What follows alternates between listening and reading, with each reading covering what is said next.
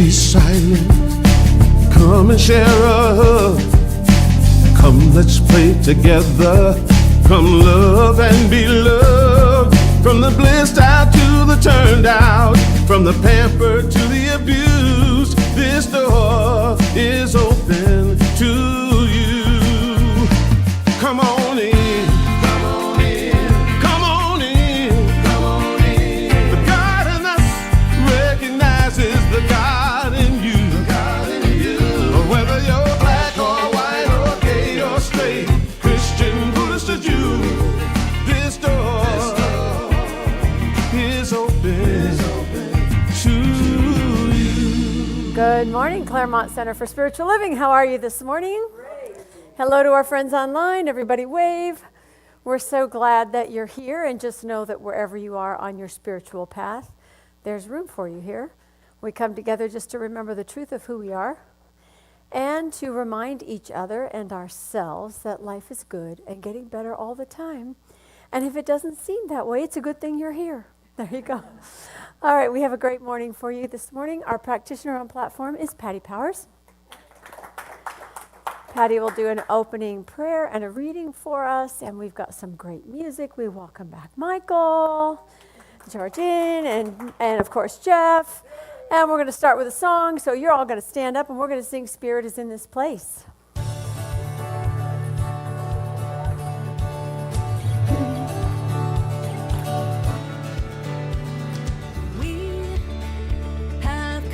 Together as a family, we have come here as we are. We have come with arms wide open. We have gathered here in love.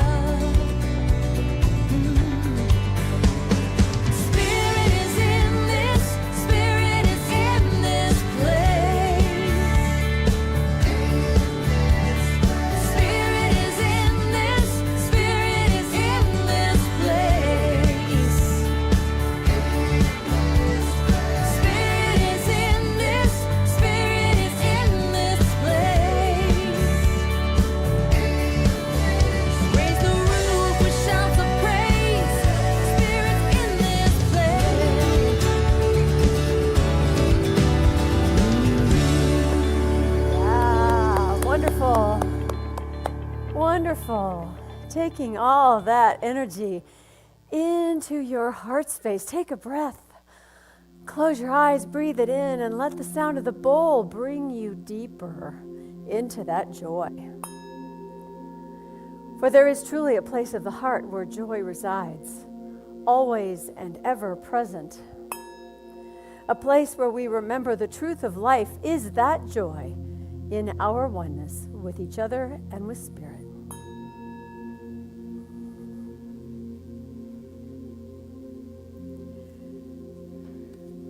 So in this joy, in this oneness, we feel a tingling of energy around us. And we know that that energy, that tingling, is God. This energy flows to us, around us, and from us. And let's just feel that for a moment.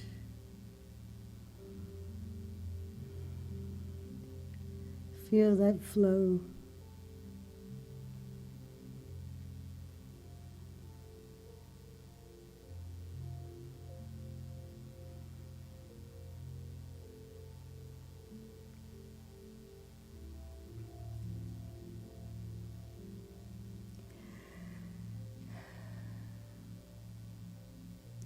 And as this flow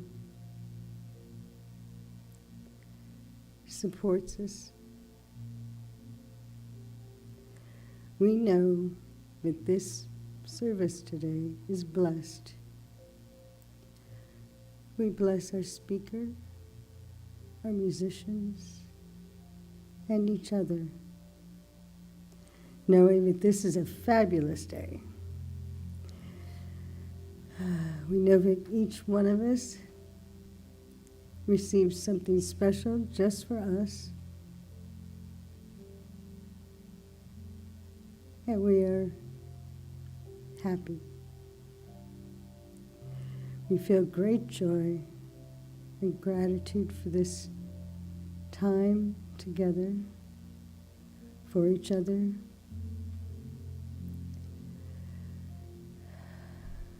And for the knowledge of this power that always, always says yes.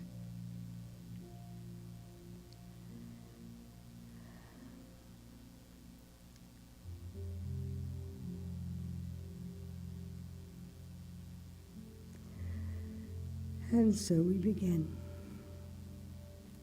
So it is. My reading today is from a Holmes reader on meaning. Energy is eternal. The stuff out of which forms are made is indestructible. In this vast change in which we live, the flux and ebb and tide of evolution, there is a constancy, a consistency. There is, in the middle of all movement, something which does not move, and yet which moves all things. Thank you, and now it's time for music.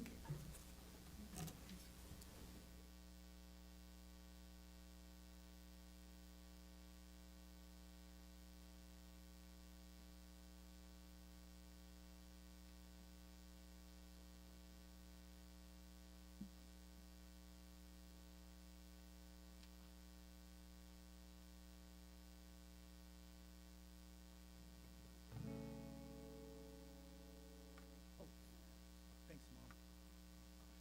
Okay. That's kind of my mind. Still a little twisted, but it's better. Here's a song by one of the great seekers of truth, James Taylor.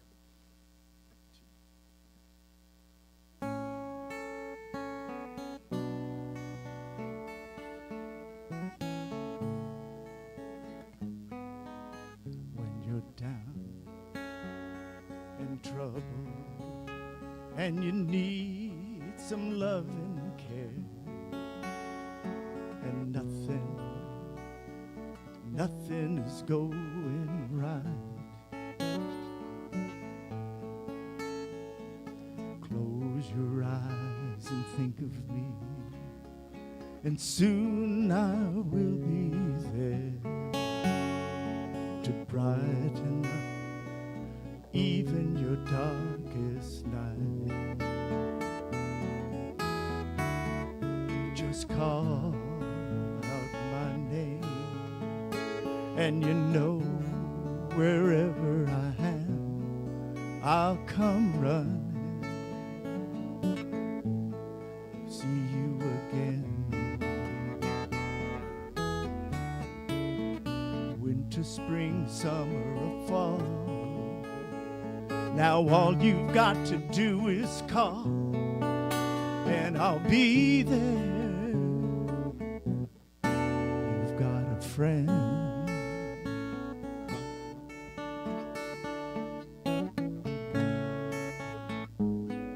When the sky above you should grow dark and full of clouds, and that old north wind should begin to blow,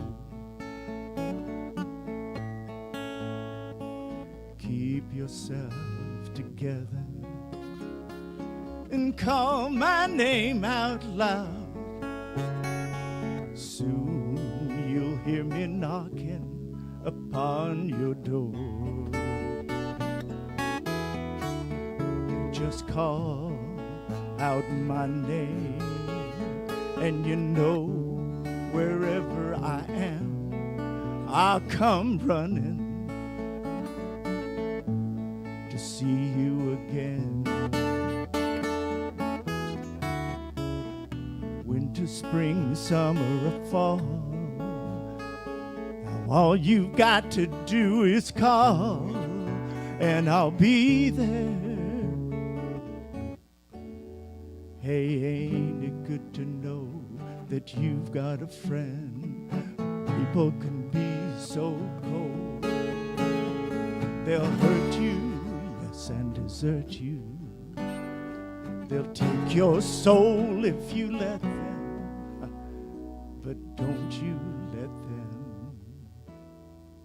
You just call out my name, and you know wherever I am, I'll come running to see you again. Winter, spring, summer, or fall. Now all you've got to do is call, and I'll be there. You've got a friend. You've got a friend. Ain't it good to know that you've got a friend? You've got a friend.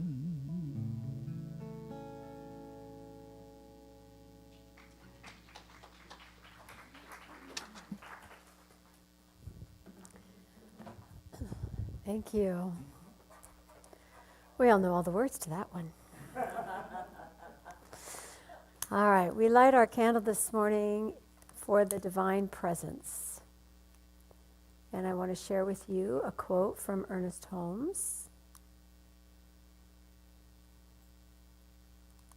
Got it. The divine presence within each of us is both the center and circumference of our real being. It is the infinite presence that inhabits eternity and finds a dwelling place in our own consciousness. We recognize it as the only authority there is. We know we are one with it and in it, for there is no separation from it. Our own consciousness is the very depth and height of its being and is one with all that is. And that's from 365 Science of Mind. So I'm going to start with a little story. An officer from the Drug Enforcement Administration stopped at a ranch and tells the rancher, "I'm here to inspect your land for illegally grown drugs." The rancher replies, "Okay, but don't go in that field over there." The officer whips out his badge and hotly exclaims, "Mister, this badge makes me law and order in these parts. I have the power to go anywhere I darn well please. Have I made myself clear?" The old rancher nods politely and apologizes. The officer walks into the field, and soon the rancher hears the officer hollering and sees him running for his life, chased by an angry bull. To which the rancher yells, "Your badge! Show him your badge!" You know, how many times do we get bullied by somebody flashing a false badge at us, right? The talk today, the title is Question Authority. And those of us raised in the 60s remember the little buttons that we all wore. Mine was yellow, yes. And the thing about authority is it's pretty much something we confer on others, right? I mean, it's the way our society is structured. There are people here that know more than we do, and they kind of tell the rest of us what to do, except we don't have to accept it, because if you look at the definition of authority, it means advice, opinion, influence, and command. I'm not really subject to someone else's opinion, if I really think about it, right? It can also mean an authoritative doctrine, has the same root as the word author. So the meaning derives from somebody who writes something that tells the truth or sets something straight, or is regarded as correct, but it's not dependent upon someone's reason or experience. It's just what they wrote. It also implies the power to enforce obedience or the right to command someone.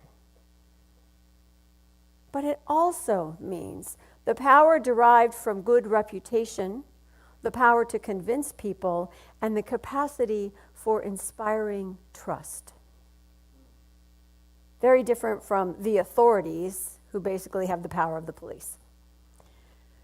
So if we are to allow ourselves to be subject to authority, it makes sense that we would do so using our reason and experience and our own sense of what life is, our own opinions, before we give into someone's mail order badge, right? Whatever it's called. So I'm going to ask you, whose authority do you question? Nobody? You're all compliant. No, you're not. You're here.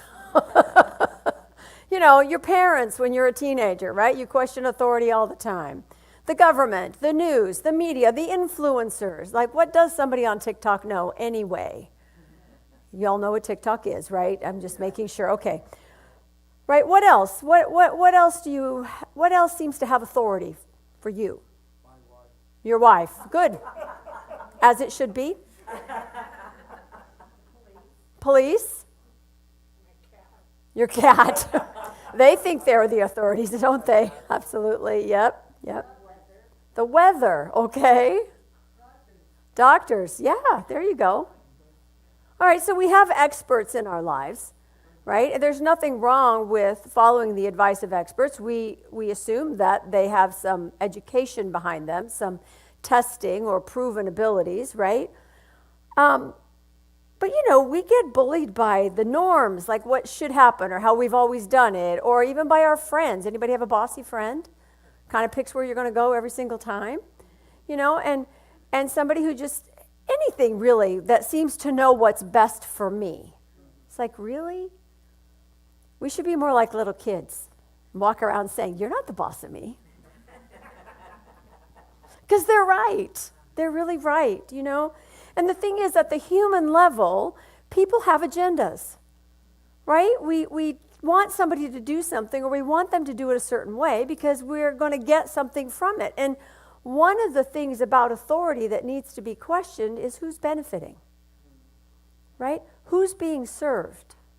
It's not that we can't ask for what we want. It's not that we can't create an agreed upon structure in a classroom, say, or at a place of business.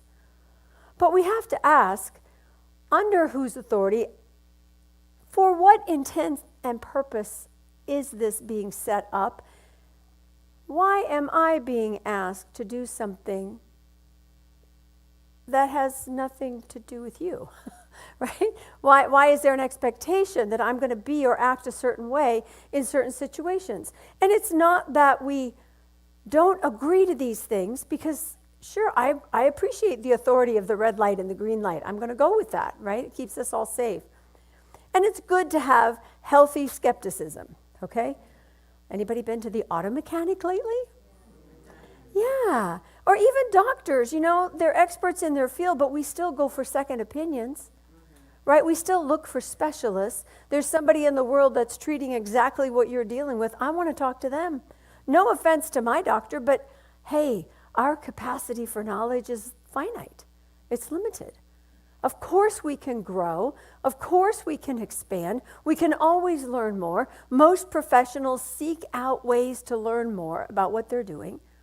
And yet, it's better for us as the recipients to ask the questions, to ask for the other opinion, to do a little research on our own. When I do it for myself, when I'm seeking information for myself, the way that I question authority doesn't have to be defiance, doesn't have to be rebelliousness. In the summary for this week, I was saying that it's more than defiance. It's a principle that advocates critical thinking and evaluation. I want to make good decisions. And part of the definition of good decisions is what I consider good, right? It's who's being served. It's being of service. It's being compassionate. It's being kind. It's sharing what I have. It's making systems that support everybody and not just some. And not everyone has pure intentions towards other people. Not everyone earned their badge of authority. So, in order to move through the world in a way that lets me show up well, to be part of and supporting of a community, to be living the values that I cherish, I need to question what I'm being told to do or what I'm being told is true. Now, many of us are here because part of the authority that we question were the traditional religious beliefs that we grew up with. Because we might have been told, I remember at least one Sunday school class of my own, where asking too many questions meant you didn't have faith, and that was wrong. Yeah, my mother, the A student, the angel, the princess that my grandmother swore that, walked on water, my grandmother got called into the school one time for my mom, they didn't have more than 4.0 at that time, but she would have been that person. And when she got in the classroom, the teacher told her that Sandy asked too many questions. She needed to be more quiet in class. And my grandmother, to her credit, told her, that's not going to happen, and went home and told my mother, you keep asking questions, right? Because it is in the asking that we find the answers. And the key to this is to not give your power away to someone who has the answer, especially if they don't know you, right? I've worked with a trainer at the gym, and I know it's hard to tell, but when I was going consistently, we had a big, long discussion about how to train. I do really well if you let me do, 5 reps, count for 30 seconds, and then I'll do 15 reps, and then let me break for 10 seconds, then I'll do 5 more. But if you try to make me do 40 reps in a row, I'm going to keel over. And I'm really going to be mad, and I'm not going to get much out of it because I'm not going to come back. But it has to do with how my body responds to activity. I can run long distances. I am not very fast. But boy, I set my mind to something, I can just keep going. We're all different. And the way in which we maximize the way we impact the world is by knowing ourselves and then using that as a way to lift everything, lift everyone, and not by telling other people how to do it the way we did it. I can share, but I don't know if it's right for you. You might need to be the one that, lifts weights until your muscles fail. That's not me. I think that when we know ourselves and we know what our own intention is, we're going to be better at expanding our knowledge about being curious, about being willing to discover something new without the judgment that normally comes from being pushed or being told or having something demanded of us. Most of us don't like being told what to do. I'm pretty sure everybody in the room is pretty clear on that, right? I think we would do better to remember that other people don't want us telling them what to do either, or what to believe, or what to think. I want to question with intention. I want to ask questions to get better information. If you're the doctor, you're the expert, and you're telling me this is what's going to work for me, is there a study? Let me see the data. Even Ernest Holmes, for Science of Mind, says, prove this to yourself. Don't take my word for it. Speak your word and watch it manifest, and then you'll see that I'm telling you something that will help you. Not because I said it the way I say it, but because you have the power.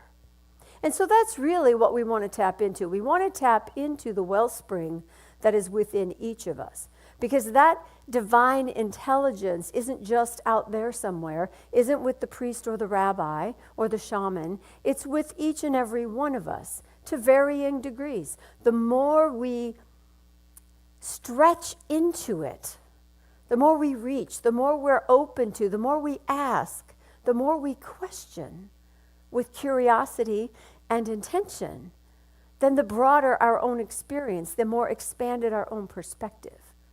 You've been in the room, I know, where you've had an experience with someone, and when you talk about it afterwards, you swear you were at two different parties. Right? Because we each perceive from right where we are. So it behooves us to branch out into our own knowledge. Richard Rohr says, when you get your who am I question right, then what should I do questions take care of themselves. So we need to remember, as Science of Mind teaches, that looking beyond appearances will always give us a better perspective, will always give us the broader view. Looking beyond the headlines will always remind us that there's more to the story that we're not seeing.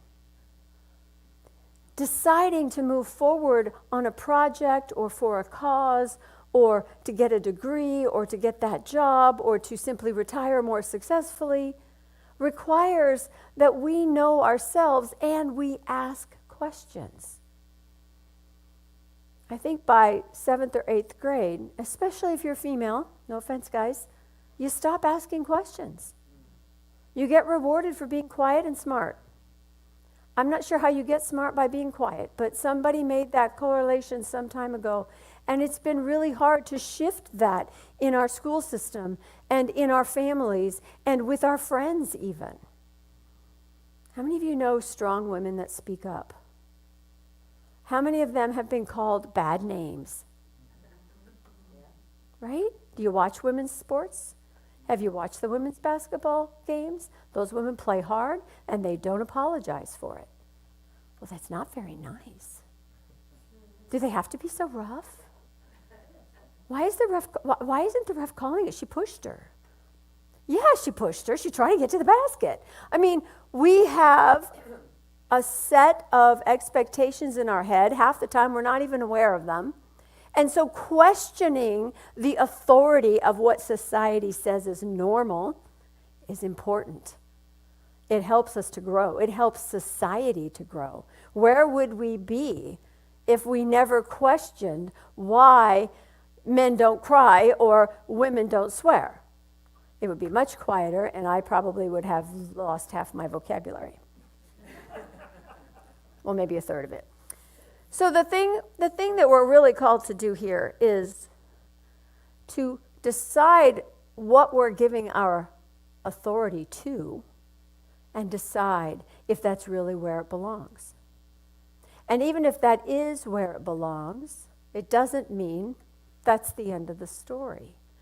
Ernest Holmes tells us many times we are open at the top. He knew there would be new information coming in. He knew there would be new scientific discoveries. He knew that our perception of the world and the universe we live in would continue to change. And if we are not willing to question what has been, how are we going to create something new for the future? You know, even all those scientific experts will be the first to tell you science is based on questioning your assumptions. Science doesn't happen unless you question and test everything that's supposedly been proven already. So why do we go along with, well, if the LA Times said it, it must be true? Maybe. If I read it online, it must be true. Not. AI, anybody? And you know, we think we're so sophisticated, and it's so easy to get pulled in. One should never spend money while surfing the internet like after 9 o'clock at night. I confess to needing to get my money back. I disputed the charge and it was refunded and I didn't lose anything except a little bit of pride, and I'm not even going to tell you what it was for. I'm just going to tell you that when I did my research after I clicked yes, I want a 6-month supply. Please, don't ask. It was late. I was tired. I might have had a glass of wine. But when I did my research, it's like, you know, there's a bunch of deep fakes out there with real people saying this stuff really works, and then you find out it's not really no. So save yourself the trouble. No shopping after 9 p.m. Unless you're reordering, you know, your moisturizer or something. guys, that's good for you too. All right, so I think what has to happen is we have to ask ourselves who we want to be in the world. And I don't want to be a follower in the sense that I'll blindly do what anybody says is best. I don't want to be a follower of the latest trends. Although I like to be stylish, it doesn't mean I'm going to be on every bandwagon that goes by. I want to be able to pick and choose. And the way I know what to choose is to first know myself, and then to know what questions to ask, and not be afraid to get the answer that makes me feel foolish. Because bottom line is I get to choose again. And if I hadn't asked, I wouldn't know. And if I didn't know, I would be the worse for it. And that goes for all of us. You have a friend, you have an argument, there's a big misunderstanding, you don't get a phone call for weeks, you used to talk every week. Do you just let that ride? Do you just assume that it's broken forever? Do you assume that, well, they just don't understand you and this is all their fault? Or do you assume this is all my fault, I never should have said that? Or do you reach out? Do you ask? Do you find out what happened? Oh, you just happened to ask that question on the worst day possible because all these other things were going on at the same time. And then I was embarrassed and I didn't even know how to come back and talk to you.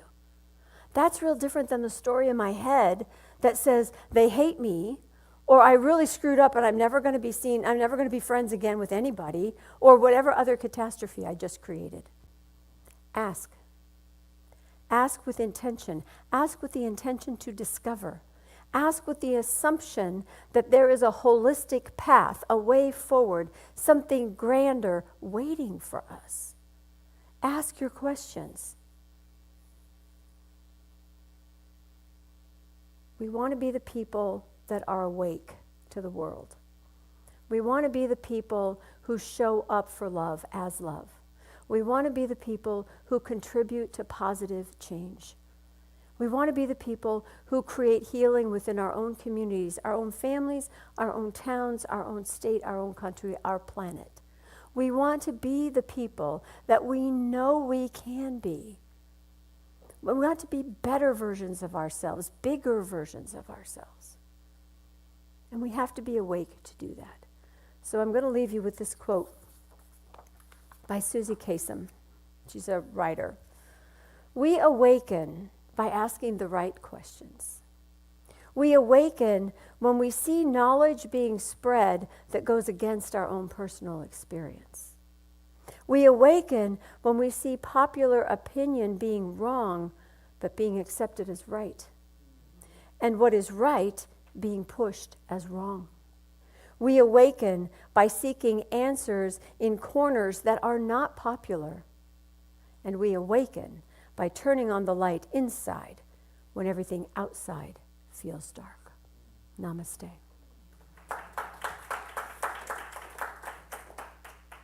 So let's take a moment in prayer.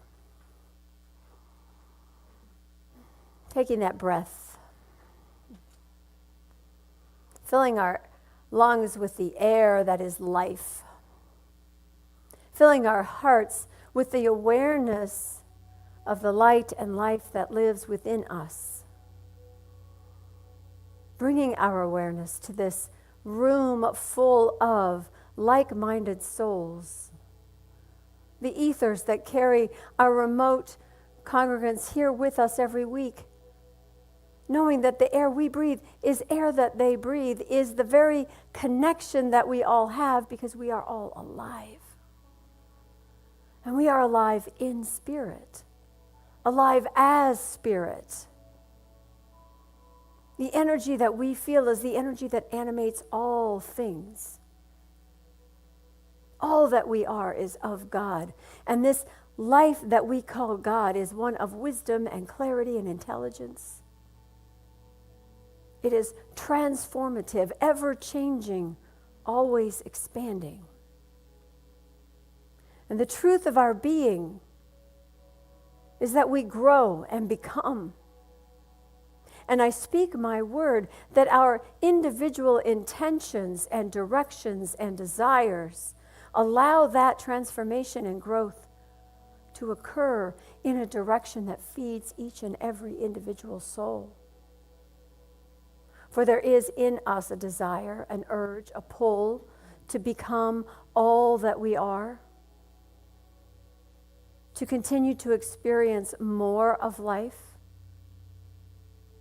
There is that pull of the heart that says peace is possible, love is necessary. I am a conduit of spirit on earth. All that we are is blessed, and for this I'm grateful. All that we are continues to become and grow and expand in ways that lift and uplift each and every one of us. And for this I am grateful. We are so blessed in this life. And as I call forth and remember each and every blessing of my own life, I know that that and more is true for everyone in this room, everyone that hears my voice. We are blessed beyond measure. And that, in turn, is fuel for the good that we do in the world, right where we are, just as we are. It's more than enough. Each of us is more than enough for all that the world needs. And knowing this and giving great thanks, I release my word into law, for I know that the consciousness of the one mind, that divine intelligence, has already received, accepted, and is acting upon it. There is no place where God does not work, and Spirit is working right here, right now, always, in all ways, and it is good. And so it is.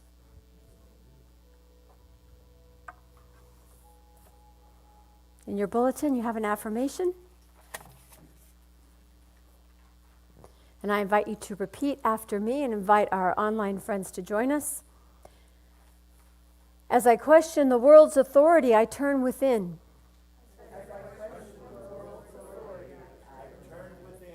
Spiritual guidance leads me to clear thinking and right action.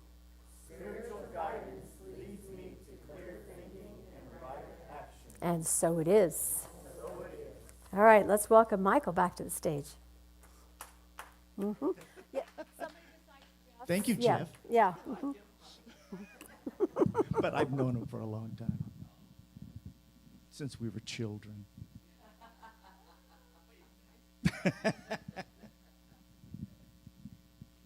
Okay, so we have a little song that I'm going to do, which is another inspirational song from a great movie called Toy Story.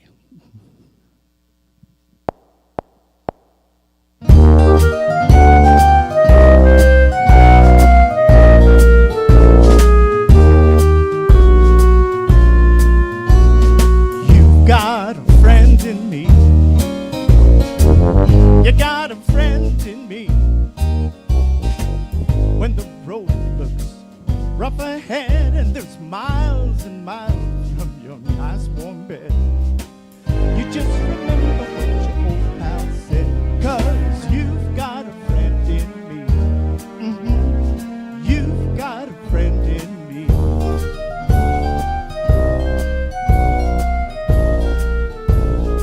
You've got a friend in me. You got a friend in me. When the road looks rough ahead and there's miles and miles from your nice warm bed, we stick together and see it through, 'cause you've got a friend in me. Oh yeah, that's right. You've got a friend in me. Now some of the folks might be a little bit stronger than I am.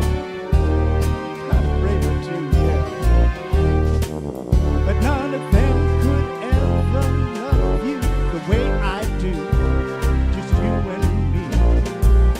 And as the years go by, a friendship will never die. You're gonna see it's our destiny. You've got a friend in me. Yeah, you've got a friend in me. Is that right, Jeff? Thank you. You've got a friend in me.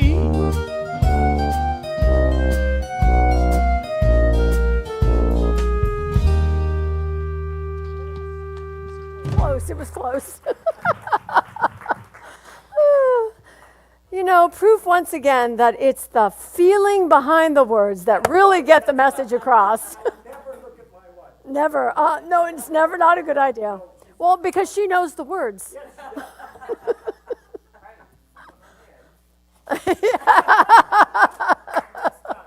All right. No, that's awesome. Thank you very much. A lot of fun. All right, let's invite our ushers to come forward.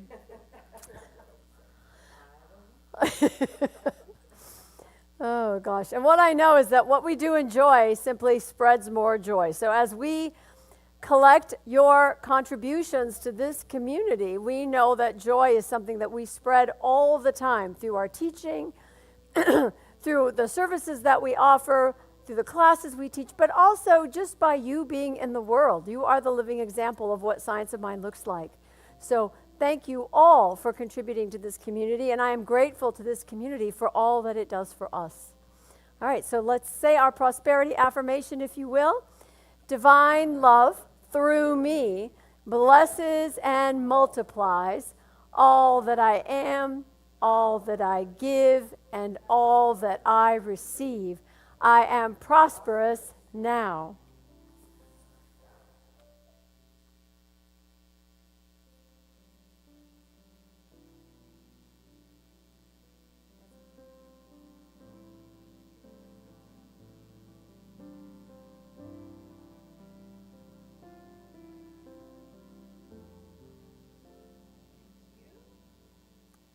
All right, we have a couple things going on. First, a thank you to Betty Francis for our beautiful flowers this week. Love those, love those. I love the colors. Is that better?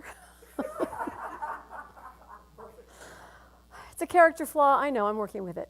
All right, let's see. Wednesday night meditation, 6:30 on Zoom with Nisa.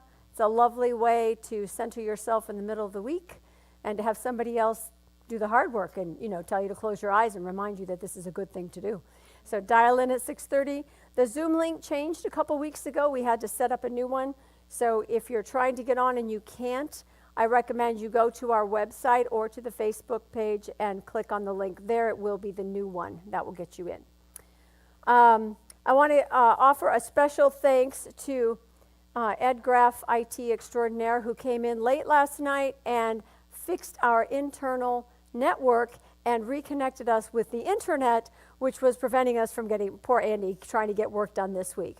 Yes, so thank you, Ed.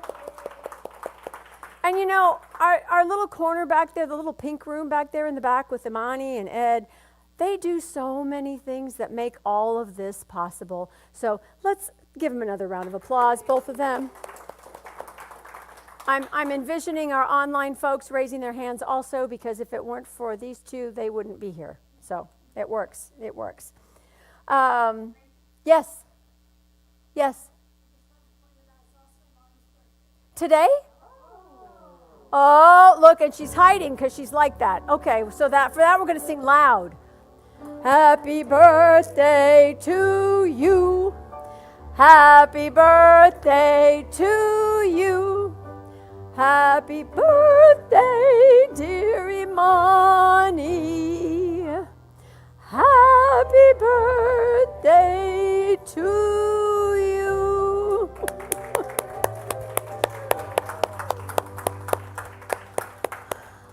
And I'll just tell you, we are so glad you were born and you came here. Yes, of course. All right, we have Reiki sign-up sheets if you're interested in learning to do Reiki. Talk to Sue if you have questions. We also have, we're promoting an interfaith talk that happens tonight. It's called Seeds of Hope. It's at 6 p.m. at the Meeting House at Hillcrest. There's flyers in the back. And it's an interfaith conversation between Cantor Paul Bush from Temple Beth Israel and Dr. Ahmed Soba, who's the Imani at one of our local mosques. Yes? Yeah. He is an imam. Okay. Anyway, they've known each other for a long time, 20 years or so. They're talking about issues where they obviously have different viewpoints. And because they're friends, they know how to disagree with each other, how to still connect, how to stay friends. And it's an opportunity this evening to listen to them do that, and also to have small group discussions at the tables that you're sitting at with other people, just to see how it feels to have a conversation that you might avoid other times because maybe you don't know the person, or maybe it's too tense of a subject. But it seems to me that we could all use a little practice in just being present with each other. And these two men should be able to demonstrate that for us. It will be facilitated by Sohaila Azizi. She is she's a lawyer and she's a mediator. So if you've ever been to a mediator, you know that what they do is they seek common ground. They help you find common ground. So it should be a fabulous evening tonight. It is free. There's a flyer in the back. If you are going, please let Reverend Mary know. We're trying to give them a general count just so that we don't run out of refreshments. Anything else on that? Or? There's some maps. Oh, maps too. Yeah, it's a little tricky. It's a little tricky. So yes, maps there. And please, if you have questions, let us know. All right? Anything else? Okay, I think we're good. You're going to get out of here early. Good for you. Let's stand up and move to the sides and sing. Take a look at the person next to you and say, God loves you and I love you too. Now feel the love in the sanctuary. Lift your voice and repeat after me.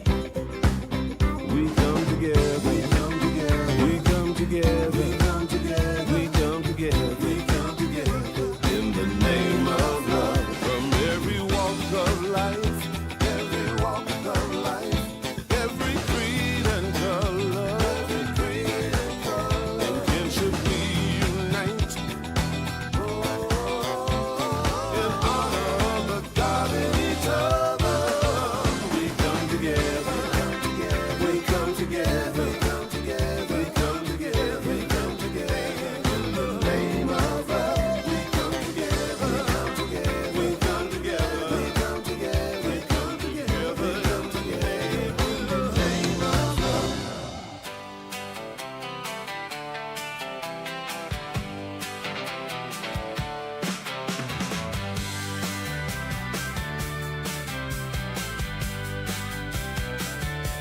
We wore it on a button in a world on fire, marching past the headlines in the smoke of old empires. We watched the truth get tangled from those in suits and ties, and learned a simple question could split open the sky. Question authority, not with hatred or pride, but with eyes wide open, your conscience as your guide. Question authority till all the hidden things are named. Truth was never treason, and silence never changed.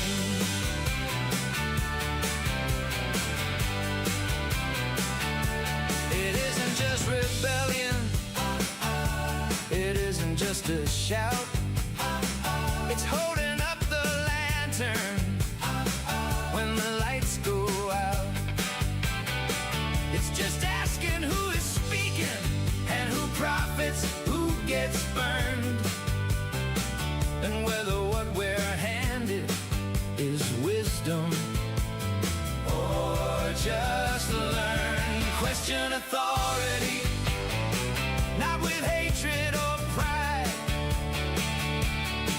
but with eyes wide open, your conscience as your guide. Question authority till all the hidden things are named. Truth was never treason, and silence never changed. I wanna live in the world that we're meant to see. So I say, question